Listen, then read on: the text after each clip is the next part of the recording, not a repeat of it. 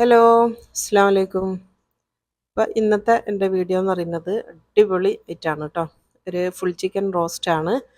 മുഴുവൻ കോഴി വെച്ചിട്ടുള്ള ഒരു റോസ്റ്റ്. ഇതിന് ഉള്ളി അരിഞ്ഞ് പിന്നെ സമയം കളയുക, അല്ലെങ്കിൽ ഉള്ളി വാട്ടിയിട്ട് അല്ലെങ്കിൽ പൊരിച്ചിട്ട് അരക്കുക, അങ്ങനത്തെ ഒന്നും ഇല്ല കേട്ടോ. സൂപ്പറാണ്.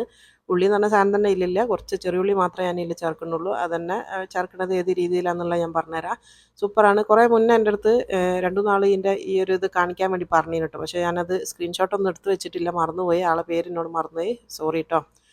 അപ്പോൾ ഈ ഒരു ഫുൾ ചിക്കന് അവർ കാണുന്നുണ്ടെങ്കിൽ ഒന്ന് കമൻറ്റ് ബോക്സിൽ അറിയിക്കണേ.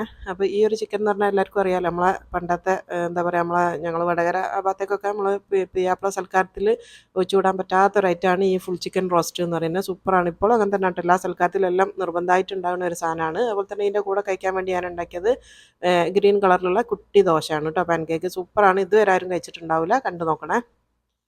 അപ്പോൾ എൻ്റെ ചാനൽ എപ്പോഴും ഞാൻ പറയുന്ന പോലെ തന്നെ പുതിയതായിട്ട് ആരെങ്കിലും കാണുന്നവരുണ്ടെങ്കിൽ ഒന്ന് സബ്സ്ക്രൈബ് ചെയ്ത് സപ്പോർട്ട് ചെയ്യുക. തൊട്ടടുത്തുള്ള ബെല്ലൈക്കണിൽ ഒന്ന് ഓൾ എന്നുള്ള ഓപ്ഷൻ കൊടുക്കുക കേട്ടോ. എന്നാലാണ് ഞാനിടുന്ന വീഡിയോസൊക്കെ പെട്ടെന്ന് നിങ്ങൾക്ക് കിട്ടുക.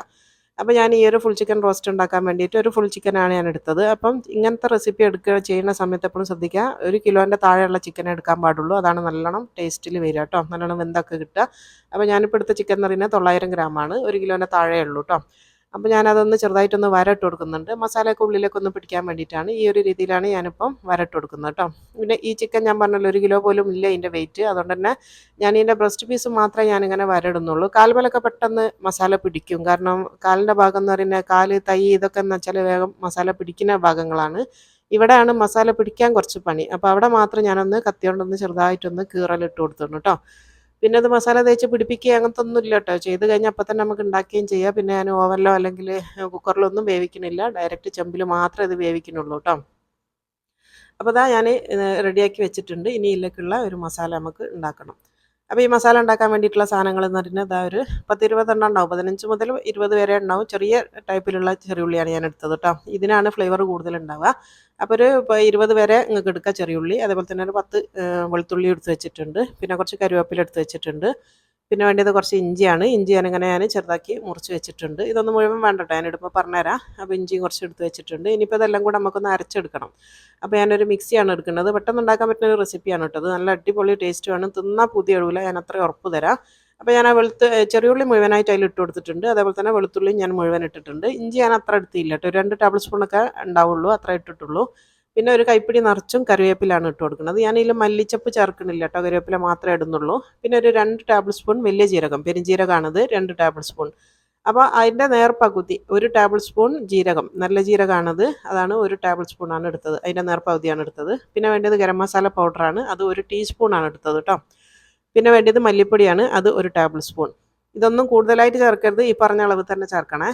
പിന്നെ ഇനിയിപ്പം വേണ്ടത് എരിവിന് ആവശ്യത്തിനുള്ള മുളക് വേണം. അപ്പോൾ ഞാനിവിടെ എടുത്തത്, ഇവിടെ എരിവ് അധികം പറ്റാത്തതുകൊണ്ട് കാശ്മീരി മുളകാണ് ഞാൻ എടുത്തത് കേട്ടോ. അപ്പോൾ ഏത് മുളക് എടുക്കുകയാണെങ്കിലും നിങ്ങളൊന്ന് ജസ്റ്റ് ചൂടുവെള്ളത്തിലൊന്ന് പുതിർത്തി വെക്കണേ, ഒരു 10 മിനിറ്റ്, എന്നിട്ടാണ് നമ്മളിത് എടുക്കുക. ഈ വെള്ളത്തോട് കൂടി തന്നെ അങ്ങ് അരച്ചെടുത്താൽ മതി. അപ്പോൾ ഞാനത് എടുത്തിട്ടുണ്ട്. അത് അതിലേക്ക് ഇട്ട് കൊടുക്കുക. എത്രയാണോ നിങ്ങൾക്ക് ഓരോരുത്തർക്കും വേണ്ടിയ മുളക് എന്ന് വെച്ചാൽ അതിനനുസരിച്ച് എടുക്കുക. പിന്നെ 1 ടേബിൾ സ്പൂൺ സുർക്കയും കൂടെ വെച്ച് കൊടുക്കുന്നുണ്ട്, വിനാഗിരി. പിന്നെ വേണ്ടത് ആൽമണ്ടാണ് കേട്ടോ, ബദാം ഒരു 25 എണ്ണി എടുത്തതാണ് ഞാനിപ്പോൾ. ഇത് 25 ഉണ്ട് ഞാനിപ്പോൾ എണ്ണി നോക്കിയപ്പോൾ. നിങ്ങൾക്ക് പറഞ്ഞുതരാൻ വേണ്ടി എണ്ണി നോക്കിയാണ് കേട്ടോ, ഞാനൊരു കൈപ്പിടിയാണ് എടുത്തത്. അപ്പം കാഷ്യൂനട്ടാണ് നമ്മൾ സാധാരണ ബാക്കിയുള്ള കറികളിലൊക്കെ ചേർക്കുക. അപ്പോൾ അതിൽ നിന്നൊരു ഡിഫറെൻറ്റ് ടേസ്റ്റ് ആകാൻ വേണ്ടിയിട്ടാണ് ബദാം എടുത്തത്. ഇപ്പോൾ ബദാം ആകുമ്പോൾ ഒരു ഡിഫറെൻറ്റ് ടേസ്റ്റാണ് കേട്ടോ, നല്ല സൂപ്പർ ടേസ്റ്റാണ്, കാഷ്യൂനട്ടിൻ്റെ ടേസ്റ്റ് അല്ല. പിന്നെ ഇപ്പോൾ ആവശ്യത്തിന് ഉപ്പും കൂടെ ഇട്ട് കൊടുക്കുന്നുണ്ട്. ഉപ്പ് കുറച്ചിട്ടാൽ മതി കേട്ടോ, അത് വറ്റിച്ചെടുക്കുന്ന സാധനമാണ്, അതുകൊണ്ട് കുറച്ചിട്ട് കൊടുത്താൽ മതി. അപ്പോൾ അതും കൂടെ ഇട്ടിട്ട് നന്നായിട്ടൊന്ന് അരച്ചെടുക്കുക. ഇതിലിനി വേറെ വെള്ളമൊന്നും ചേർക്കണ്ട കേട്ടോ, കാരണം ഓൾറെഡി നമ്മൾ മുളകിൻ്റെ കൂടെ വെള്ളം ചേർത്തിട്ടുണ്ട്, ആ ഒരു വെള്ളം മതി. എന്നിട്ട് നല്ല മഷി പോലെ അരച്ചെടുക്കണം. അപ്പോൾ ഇതിപ്പോൾ ഞാൻ നന്നായിട്ട് അരച്ച് കൊണ്ടുവന്നതാണ്. ഇതിപ്പോൾ ഇതിൻ്റെ പാകം കണ്ടില്ല, നല്ല മഷി പോലെ പേസ്റ്റാക്കി എടുത്തതാണിത്. അപ്പോൾ ഇതിൻ്റെ പകുതി നമ്മൾ ചിക്കൻ്റെ മേലേക്ക് തേച്ച് കൊടുക്കുക കേട്ടോ, നല്ലോണം തേച്ച് പിടിപ്പിച്ച് കൊടുക്കുക. അപ്പോൾ അതിൻ്റെ പകുതി എടുത്താൽ മതി, പകുതി നമുക്ക് ഗ്രേവിക്ക് വേണ്ടിയിട്ടുള്ളതാണ് കേട്ടോ. അപ്പോൾ വേറെ ഗ്രേവി ഒന്നുമില്ല, ഞാൻ പറഞ്ഞില്ല, സിമ്പിളാണ് ഉണ്ടാക്കാൻ, എന്നാലോ ടേസ്റ്റിൽ ഒരു രക്ഷയില്ല. എന്താ പറയുക, ഇത്രയും ടേസ്റ്റുള്ള ചിക്കൻ നിങ്ങൾ കഴിച്ചിട്ടുണ്ടാവില്ല. ഒരുപാട് ചിക്കൻ റോസ്റ്റുകൾ നിങ്ങൾ കണ്ടിട്ടുണ്ടാവും മുഴുവനത്തോടൊക്കെയുള്ള. പക്ഷേ ഇത് ഒന്നുണ്ടാക്കി നോക്കിയിട്ട് അഭിപ്രായം പറയാൻ മറന്നു പോകരുത് കേട്ടോ.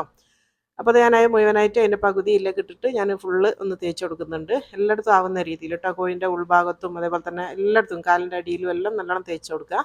അപ്പോൾ ഇത് തേച്ചിട്ട് നമ്മൾ പിടിപ്പിച്ച് ഒന്ന് റെസ്റ്റ് ചെയ്യാനൊന്നും വെക്കൊന്നും വേണ്ട, ഇപ്പോൾ തന്നെ അത് ഉണ്ടാക്കാൻ വേണ്ടി പോവുകയാണ്. അപ്പം തേച്ച് പിടിപ്പിക്കൊന്നും വേണ്ട കേട്ടോ, ജസ്റ്റ് ഒന്ന് എല്ലായിടത്തും ഒന്ന് തേച്ച് കൊടുത്താൽ മതി. അപ്പോൾ അത് നന്നായിട്ട് എല്ലായിടത്തും ആക്കി കൊടുത്തിട്ടുണ്ട്. അപ്പോൾ ഞാൻ പകുതി ഗ്രേവിക്ക് വേണ്ടിയിട്ട് മസാല ഞാനവിടെ മാറ്റി വെച്ചിട്ടുണ്ട് കേട്ടോ.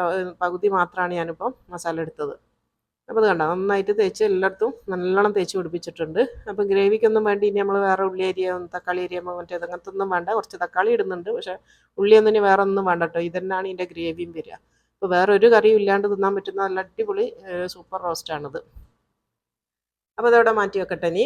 അപ്പോൾ നമ്മൾ ഇനി അടുത്ത പണി എന്ന് പറയുന്നത് ഞാൻ പറഞ്ഞല്ലോ പച്ച കളറിലുള്ള കുട്ടി പാൻ കേക്കാണ് ഞാൻ കാണിക്കാൻ വേണ്ടി പോകുന്നത്. അപ്പോൾ അതിന് വേണ്ടിയിട്ട് ഞാൻ എടുത്ത അരി എന്ന് പറയുന്നത് ജീരകശാല നമ്മളെ കയമ അരിയില്ല, അതാണിത്. നമ്മൾ ബിരിയാണി നെയ്ച്ചോറും വെക്കുന്ന ചെറിയ ടൈപ്പിലുള്ള അരി അതാണ് എടുത്തത്.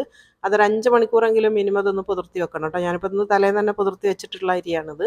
അപ്പോൾ 1.5 കപ്പ് അരിയാണ് ഞാനിപ്പോൾ എടുത്തത് കേട്ടോ. ഇതിന് പകരം നിങ്ങൾക്ക് ഇഡ്ലി റൈസ് എന്ന് പറഞ്ഞിട്ട് വാങ്ങിക്കാൻ വേണ്ടി കിട്ടും, അത് വേണമെങ്കിൽ അത് എടുക്കുക. പച്ചരി ഉപയോഗിച്ചാൽ അത്ര ടേസ്റ്റ് ഉണ്ടാവില്ല. പിന്നെ വേണ്ടത് വേവിച്ച ചോറാണ്. ഞാനിവിടെ നമ്മളെ വെള്ളക്കുറുവ അരിൻ്റെ ചോറാണ് എടുത്തത്. 3/4 കപ്പ് ചോറാണ് എടുത്തത് കേട്ടോ. പിന്നെ ഇതിൻ്റെ മെയിൻ ഇൻഗ്രീഡിയൻ്റ് ആണ് ഡെസിക്കേറ്റഡ് കോക്കനട്ട്. ഇതിങ്ങനെ വാങ്ങിക്കാൻ വേണ്ടി കിട്ടും. ഈ ഒരു തേങ്ങ ഉണക്കിയിട്ട് വരുന്ന ഇതാണ് നമ്മൾ റാഫല്ലോ മുട്ടായി അതുപോലെ റാഫല്ലോ പുഡിംഗ് ഒക്കെ ഉണ്ടാക്കാൻ വേണ്ടി ഉപയോഗിക്കുന്ന ഡെസിക്കേറ്റഡ് കോക്കനട്ട്. ഇതൊരു 1/2 കപ്പ് ഫുള്ളായിട്ട് എടുത്തിട്ടില്ല. മാക്സിമം ഇത് കിട്ടുകയാണെങ്കിൽ ഇത് തന്നെ ഉപയോഗിക്കുക, ഇതാണ് ഏറ്റവും ടേസ്റ്റ്. ഇനി ഇത് കിട്ടിയില്ല എന്നുണ്ടെങ്കിൽ മാത്രം ഫ്രഷ് തേങ്ങ എടുക്കുക കേട്ടോ. ഫ്രഷ് തേങ്ങ എടുക്കുന്നവരെ ഇതിൻ്റെ ഡബിൾ ക്വാണ്ടിറ്റി എടുക്കണേ. ഇതിപ്പോൾ ഒരു 1/2 കപ്പേ ഉള്ളൂ. ഫ്രഷ് തേങ്ങ നിങ്ങൾ എടുക്കുന്നതെന്ന് വെച്ചാൽ 1 കപ്പ് മുഴുവനായിട്ട് എടുക്കണം കേട്ടോ.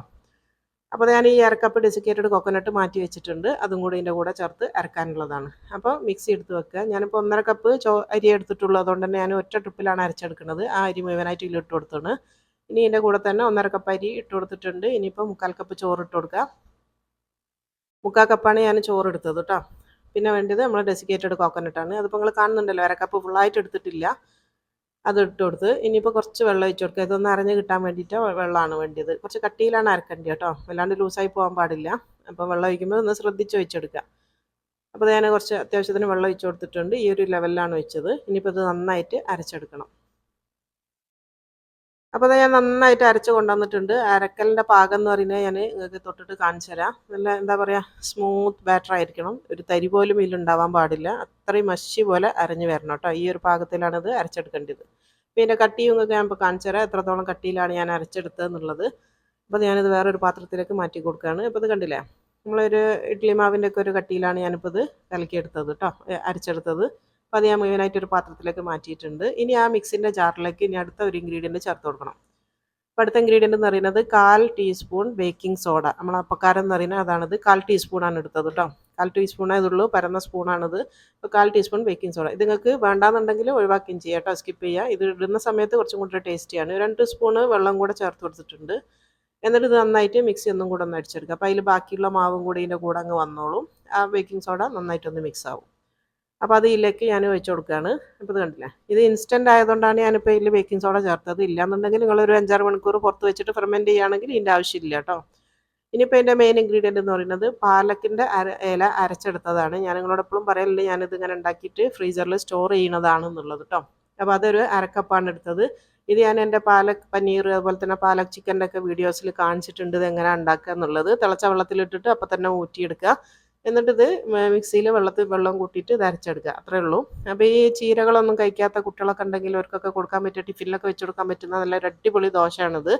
സൂപ്പറാണ്. ഇതിൻ്റെ കളറും ഇതിൻ്റെ ഒരു ഷേപ്പും കണ്ടാൽ തന്നെ എല്ലാവരും കഴിച്ചോളും.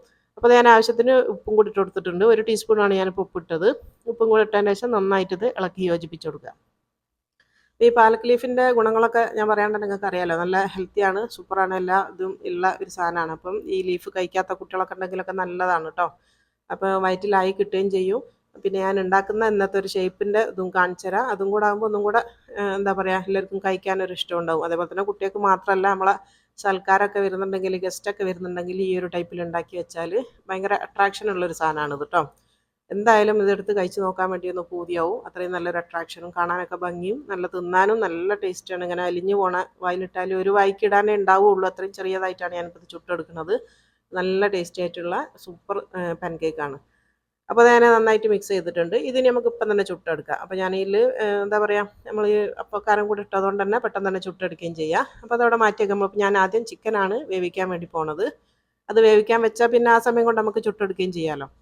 അപ്പോൾ ആ ചിക്കൻ മുഴുവനത്തോടൊക്കെ ഇടാൻ പറ്റുന്ന ഒരു ചെമ്പായിരിക്കണം നമ്മൾ വെക്കുന്നത് കേട്ടോ.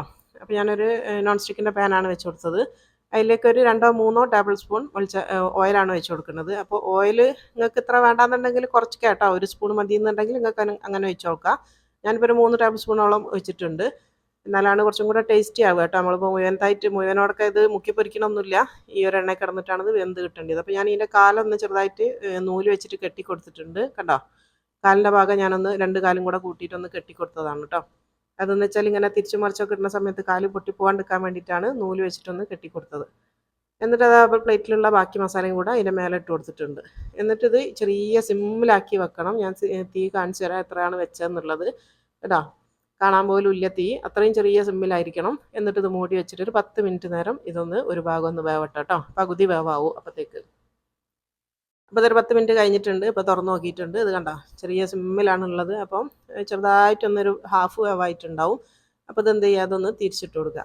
അപ്പുറത്തെ ഭാഗവും ഇതേപോലെ തന്നെ ഒരു 5-10 മിനിറ്റ് നേരം ചെറിയ സിമ്മിൽ ഇങ്ങനെ ഇട്ട് കൊടുക്കുക. അപ്പോൾ ഇതിൽ നിന്ന് ഇങ്ങനെ ഒരു മസാല അങ്ങോട്ടേക്ക് ഇറങ്ങും. ആ ഒരു പാകമാകണ വരെയാണ് നമ്മളിത് വേവിച്ചെടുക്കേണ്ടത്.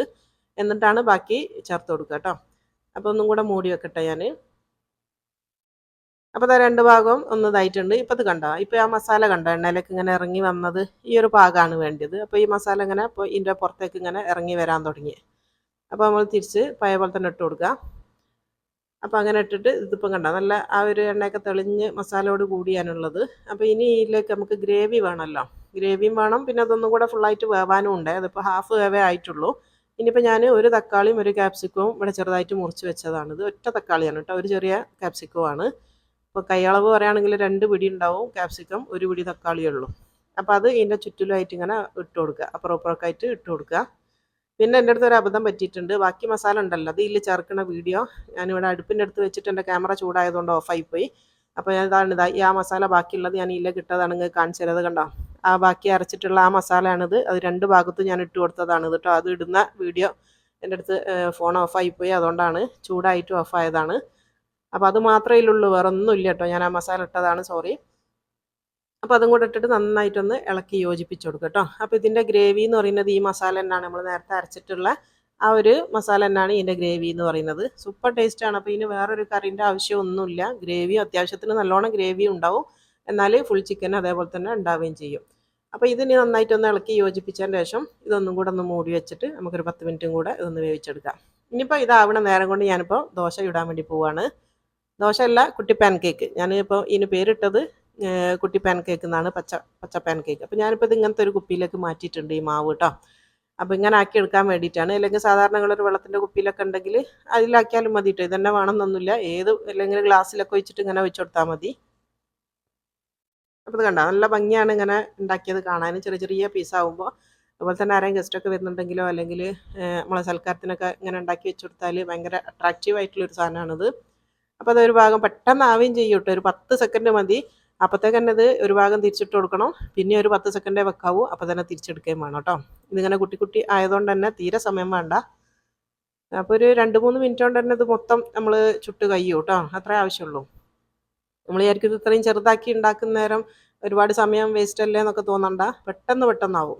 ഒരു 10 സെക്കൻഡൊക്കെ ഒരു ഭാഗം വെക്കേണ്ടിയുള്ളൂ. അപ്പോഴത്തേക്ക് തന്നെ അടിഭാഗം ഇതായിട്ടുണ്ടാവും. അപ്പോൾ ഒന്ന് തിരിച്ചിട്ട് കൊടുക്കുക. ഇപ്പോൾ ഇത് റെഡി ആയിട്ടോ. തിരിച്ചിട്ടാൽ അപ്പോൾ തന്നെ അത് കോരി മാറ്റാം.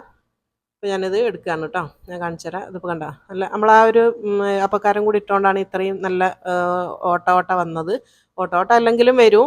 നിങ്ങളൊരു 1-2 മണിക്കൂർ നേരം പുറത്ത് വെക്കുകയാണെങ്കിൽ ഇങ്ങനെ ഫെർമെൻ്റ് ആയിട്ട് വരും കേട്ടോ. പ്രശ്നമൊന്നുമില്ല. പക്ഷെ നിങ്ങൾക്ക് വേണമെങ്കിൽ ചേർത്താൽ മതി. ഞാൻ കുറച്ച് അപ്പക്കാരം ഇട്ട് കൊടുത്തിട്ടുണ്ട്. അപ്പോൾ ഞാനത് വേറൊരു പാത്രത്തിലേക്ക് മാറ്റുകയാണ്. ഇപ്പം നമ്മളെ ചിക്കൻ ഇവിടെ ഏകദേശം റെഡി ആയിന്. ദോശ മുഴുവൻ ഞാൻ ചുട്ടെടുത്ത് കഴിഞ്ഞു കേട്ടോ. ഇപ്പം നമ്മളെ ആ ഒരു ഗ്രേവി ഉണ്ടോ നന്നായിട്ട് എണ്ണയൊക്കെ തെളിഞ്ഞ് അതിൻ്റെ ഒരു പച്ചച്ചോയൊക്കെ മാറണം. ആദ്യം തന്നെ നിങ്ങൾ ഈ ചിക്കൻ്റെ കൂടെ ബാക്കി മസാല ഇതിൻ്റെ കൂടെ ഇട്ട് വറുക്കരുത് കേട്ടോ. കാരണം എന്താണെന്ന് വെച്ചാൽ ആ ചിക്കൻ വേവുമ്പോഴത്തേക്ക് അടിയിലുള്ള മസാല കരിഞ്ഞു പോവും. അതുകൊണ്ടാണ് പകുതി വേവായതിൻ്റെ ശേഷം മാത്രമേ നിങ്ങൾ അരച്ച മസാല ബാക്കിയിൽ ചേർത്ത് കൊടുക്കാവൂ എന്ന് പറയുന്നത്. അപ്പോൾ അതൊന്നും കൂടെ ഒന്ന് തിരിച്ചിട്ട് കൊടുക്കുക. അപ്പോൾ ഇടുമ്പോൾ ശ്രദ്ധിക്കുക കേട്ടോ, അത് നന്നായിട്ട് വെന്തിട്ടുണ്ട്. അതുകൊണ്ട് തന്നെ ഇനിയിപ്പോൾ തൊടുന്നേരം ഇത് പൊട്ടിപ്പോവും. അപ്പോൾ ശ്രദ്ധിച്ചെടുക്കുക. അപ്പോൾ അത് നമ്മളെ ചിക്കൻ ഇവിടെ റെഡി ആയിന്. ഞാനിപ്പോൾ ഇനി മൂടി വെക്കുകയാണ് കേട്ടോ. അതവിടെ ഞാനിപ്പോൾ തീ ഓഫാക്കിയിട്ടുണ്ട്. ഇതിനവിടെ ആട്ടെ. അപ്പോൾ ഞാൻ ആ ദോശ മൊത്തം ചുട്ടെടുത്തതാണിത്. കുട്ടി പാൻ കേക്ക് കണ്ടോ എന്തൊരു ഭംഗിയാണ് കാണാൻ തന്നെ അല്ലേ. സൂപ്പറാണ്. അതാ ഞാൻ പറഞ്ഞത്. കണ്ടു കഴിഞ്ഞാൽ കുട്ടികളൊക്കെ ഓടി വന്ന് ഇങ്ങനെ ഓരോന്നോരോന്ന് എടുത്ത് കൊണ്ടുപോയിട്ട് കഴിക്കും. വെറുതെ കഴിക്കാനൊക്കെ തന്നെ നല്ല ടേസ്റ്റാണ്. ടിഫിൻ ബോക്സിലൊക്കെ വെച്ച് കൊടുത്താലും ഒന്നും നോക്കണ്ട, അവരങ്ങ് കഴിച്ചോളും. നല്ല സാധനമാണ്. അപ്പം പാലക്കൊക്കെ വയറ്റിലാവുകയും ചെയ്യും. അപ്പോൾ നമ്മളെ ചിക്കൻ ഇനി ഞാനൊന്ന് സെർവ് ചെയ്യുന്നതും കൂടിയാണ് കാണിച്ചു തരുന്നത്. ഞാനിപ്പോൾ ഈ ഒരു പാത്രത്തിലേക്ക് മാറ്റുകയാണ് ഈ ഒരു ചിക്കൻ. ഈ ഒരു ചിക്കൻ്റെ ഇത് ഞാൻ പറഞ്ഞെന്നല്ലോ, പ്യാപ്പിള ചിക്കനാണിത്. പ്യാപ്പിളകളുടെ സൽക്കാരത്തിനാണ് ഇത് ഉണ്ടാവുക മെയിൻ. പ്യാപ്പിള എപ്പോഴും പ്യാപ്പിള മരിക്കുന്നവരെ പ്യാപ്പിള തന്നെ ആയിരിക്കുമല്ലോ. അപ്പോൾ ഒരപ്പം വരുന്ന സമയത്തും ഈ ഒരു ചിക്കനാണ് എല്ലായിടത്തും സെർവ് ചെയ്യുക. സൂപ്പറായിട്ടുള്ളൊരു സാധനമാണ്. ഇതിൻ്റെ കൂടെ പലതരം പത്തിരികളും ഒക്കെ ഉണ്ടാവും. അപ്പോൾ ഇത് നിർബന്ധമായിട്ടുള്ളൊരു സാധനമാണ്, ഈ ഒരു ഫുൾ ചിക്കൻ ഇങ്ങനെ റോസ്റ്റ് ചെയ്തതെന്ന് പറയുന്നത്. അത് ഇപ്പോഴും പണ്ടും ഇന്നും ഒക്കെ എല്ലാവരും ചെയ്യുന്നുണ്ട് കേട്ടോ. ഈ ഒരു ഇത് വെച്ചുകൂടാൻ പറ്റാത്തൊരു ഇതാണ്. പക്ഷേ ഞാനുണ്ടാക്കിയ പോലെ ഇതായിരിക്കണം എന്നില്ല, പല പല വെറൈറ്റിയിലാണ് ഉണ്ടാക്കുക. അപ്പോൾ ഈ രീതിയിൽ ഉണ്ടാക്കാത്ത ആൾക്കാരുണ്ടെങ്കിൽ ഒന്ന് ഉണ്ടാക്കി നോക്കുക. എളുപ്പമാണ് ഉണ്ടാക്കാൻ, ഈസിയാണ്, എന്നാൽ സൂപ്പർ ടേസ്റ്റാണ്. ഉള്ളിയൊന്നും വാട്ടി സമയം കളയണ്ട, അടിപൊളിയായിട്ടാണ് കേട്ടോ. അപ്പോൾ ഞാൻ ഇതിൻ്റെ മേലെ ഇനി മറ്റേ ഉള്ളിയും തക്കാളിയും അല്ലെങ്കിൽ ലെമണും ഒന്നും വെച്ച് കൊടുക്കണില്ല, സിമ്പിൾ മതി. ഈ ഒരു ഡെക്കറേഷൻ തന്നെ അടിപൊളിയാണ്. ഇനി നല്ല ഭംഗിയുണ്ട് കാണാൻ കേട്ടോ. അപ്പോൾ ഈ ദോശ ഞാനൊന്ന് മുറിച്ച് കാണിച്ചു തന്നതാണ്, കണ്ടല്ലോ, അടിപൊളിയാണ്. അപ്പോൾ നിങ്ങൾക്ക് ഇനി ഡെക്കറേഷൻ ചെയ്യണം എന്നുണ്ടെങ്കിൽ അതിൻ്റെ മേലെ ഉള്ളിയും തക്കാളിയൊക്കെ വെച്ച് കൊടുക്കാം കേട്ടോ. അപ്പോൾ അതൊന്നും ഇല്ലാണ്ട് തന്നെ കാണാൻ നല്ല ഭംഗിയുണ്ട്, മാഷാ അല്ലാ. അപ്പോൾ കണ്ടല്ലോ, അടിപൊളി. ഈ ഒരു പാൻ കേക്കൊക്കെ സൂപ്പറല്ലേ.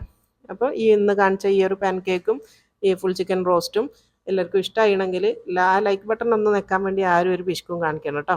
ജസ്റ്റ് ഒന്ന് പ്രസ് ചെയ്തേക്ക്. എന്നാൽ ആർക്കും ഒരു നഷ്ടമില്ല, എനിക്കൊരു സന്തോഷവും കൂടും അല്ലേ. വെറുതെ കൊടുക്കുന്ന ഒരു സന്തോഷം എന്തിനാണ് നമ്മൾ പോക്കണത്. അപ്പോൾ ഞാനൊന്ന് സന്തോഷിച്ചോട്ടെ. നിങ്ങൾ ആ ലൈക്ക് ബട്ടണും കൂടെ ഒന്ന് പ്രസ് ചെയ്തേക്ക്. അതുപോലെ തന്നെ സബ്സ്ക്രൈബ് ചെയ്യാണ്ട് കാണുന്ന ആൾക്കാരുണ്ടെങ്കിൽ സബ്സ്ക്രൈബ് ചെയ്യാൻ ഞാൻ പറയേണ്ടിയില്ലല്ലോ. അപ്പോൾ ലൈക്കും ഷെയറും സബ്സ്ക്രൈബും എല്ലാം ചെയ്യുക. അപ്പോൾ ഈ ചിക്കൻ നല്ലോണം വെന്തെന്നുള്ളത് നിങ്ങളിപ്പോൾ മുറിക്കുമ്പോൾ കണ്ടല്ലോ. ഏറ്റവും ഹാർഡായിട്ടുള്ള ബ്രസ്റ്റ് പീസാണ് മുറിച്ച് കാണിച്ചു തന്നതും. അപ്പോൾ ഇൻഷാ അല്ലാഹ് ഇനി അടുത്ത നല്ലൊരു വീഡിയോയിൽ കാണുന്നത് വരെ അസ്സലാമു അലൈക്കും.